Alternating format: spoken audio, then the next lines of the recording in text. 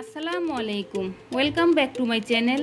আজ আমি আপনাদের তৈরি করে দেখাবো খুবই মজাদার একটি ডিম আলুর কাবাব রেসিপি। আজকে আমি এই ডিম আর আলু দিয়ে কাবাবটা তৈরি করেছি খুব সহজভাবে, আপনারা দেখলেই বুঝতে পারবেন।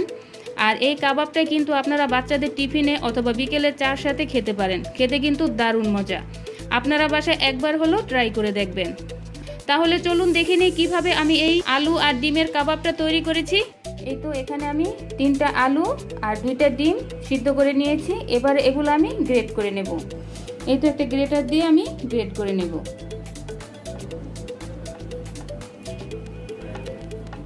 এই তো ডিম আর আলু আমি ভালো করে গ্রেট করে নিয়েছি। এবার আমি একটা বড় সাইজের বোল নিয়েছি। এবার এই বোলের মধ্যে আমি এগুলো ঢেলে দেব। আজকে আমি ডিম আর আলু দিয়ে কাবাব তৈরি করব, এজন্য আমার কাবাবের মশলা লাগবে। এজন্য আমি শানের এই কাবাব মশলাটা নিয়েছি। এই মশলাটা নেওয়ার চেষ্টা করবেন, কারণ এই মশলাটা দিলেই বেশি ভালো লাগে খেতে। প্রথমে আমি দিয়ে দেব 1 টেবিল চামচ কাঁচামরিচ কুচি। কাঁচামরিচটা আপনাদের পছন্দ অনুযায়ী দেবেন। আর পেঁয়াজ কুচি দিয়ে দেব 1.5 টেবিল চামচ।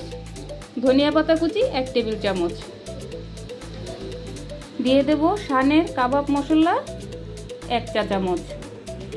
গোলমরিচের গুঁড়া দিয়ে দেব 1/4 চা চামচ। গরম মশলা দিয়ে দেব 1/4 চা চামচ। হাফ চা চামচ দিয়ে দেব চাট মশলা। আর দিয়ে দেব 1 টেবিল চামচ লেমন জুস।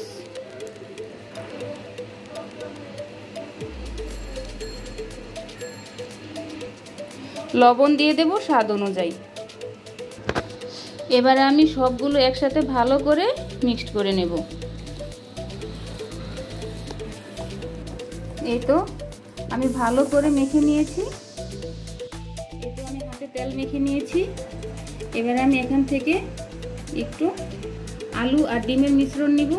নিয়ে হাতের তালুতে নিয়ে 2 হাত দিয়ে এইভাবে করে গোল করে নেব। তো হালকা একটু জাতা দিয়ে দেব। এই তো এইভাবে করে আমি সবগুলা তৈরি করে নেব। এই তো আমি সবকটা কাবাব তৈরি করে নিয়েছি। আর এখানে আমি একটা বাটির মধ্যে একটা ডিম ভেঙে নিয়েছি। তার মধ্যে দিয়ে দেব সামান্য পরিমাণ লবণ। দিয়ে আমি ডিমটাকে ভালো করে ফেটে নেব। এই তো আমি ডিমটাকে ভালো করে ফেটে নিয়েছি। আর এখানে নিয়েছি টোস্টের গুঁড়া। আপনারা ইচ্ছে করলে ব্রেড ক্রাম্বও নিয়ে নিতে পারেন। আমি টোস্টের গুঁড়া নিয়েছি কাবাবগুলোকে কুট করার জন্য। আর কাবাবগুলো ভাজার জন্য এখানে আমি একটা ফ্রাই প্যান বসিয়েছি। এবারে দিয়ে দেব আমি 1/2 কাপ সয়াবিন তেল। এই তো তেলটা গরম হয়ে গেছে। এবারে আমি একে একে কাবাবগুলো ভেজে নেব। প্রথমে আমি এখান থেকে 1 পিস কাবাব নিয়ে নেব। কাবাবটা নিয়ে ডিমের মধ্যে দিয়ে দিতে হবে। ডিমের মধ্যে কাবাবটাকে ভালো করে চুবিয়ে নিতে হবে। তারপর উঠিয়ে এখানে যে টোস্টের গুঁড়া আছে, এবার টোস্টের গুঁড়ার মধ্যে দিয়ে দেব। টোস্টের গুঁড়া দিয়ে এবার আমি ভালো করে কুট করে নেব।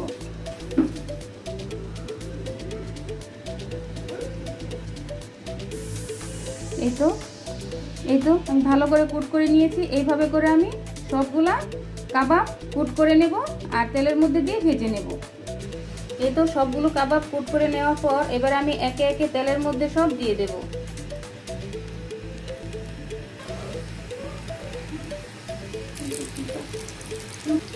এই তো এবারে আমি কিছুক্ষণ ভেজে নেব। এই তো কাবাবগুলো আমি কিছুক্ষণ ভেজে নিয়েছি। এবারে আমি কাবাবগুলো সব উল্টে দেব। এইভাবে যদি আলু আর ডিমের কাবাবটা তৈরি করে খান, দেখবেন খেতে কতটা ভালো লাগে। এই তো সবগুলো আমি উল্টে দিয়েছি। এবারে এই পিঠটা আমি কিছুক্ষণ ভেজে নেব। এই তো কাবাবগুলো আমার ভাজা হয়ে গেছে। এবারে আমি নামিয়ে ফেলব। খুবই অল্প সময়ে এই কাবাবটা আপনারা বাসায় তৈরি করে নিতে পারেন। আমি একটা প্লেটের মধ্যে তুলে নেব। তেলটা একটু ঝরা দিয়ে তুলে নিতে হবে।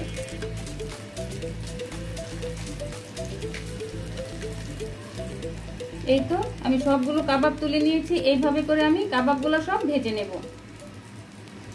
এই তো হয়ে গেছে আলু আর ডিমের একটি মজাদার কাবাব। এই কাবাবটা তৈরি করা খুবই সহজ, খেতে ভীষণ মজা। আর আমার ভিডিওটা যদি আপনাদের ভালো লেগে থাকে তাহলে অবশ্যই আমার চ্যানেলটাকে সাবস্ক্রাইব করবেন, বন্ধু বান্ধব আত্মীয় স্বজনদের সাথে শেয়ার করবেন। তাহলে এ পর্যন্তই, আল্লাহ হাফেজ।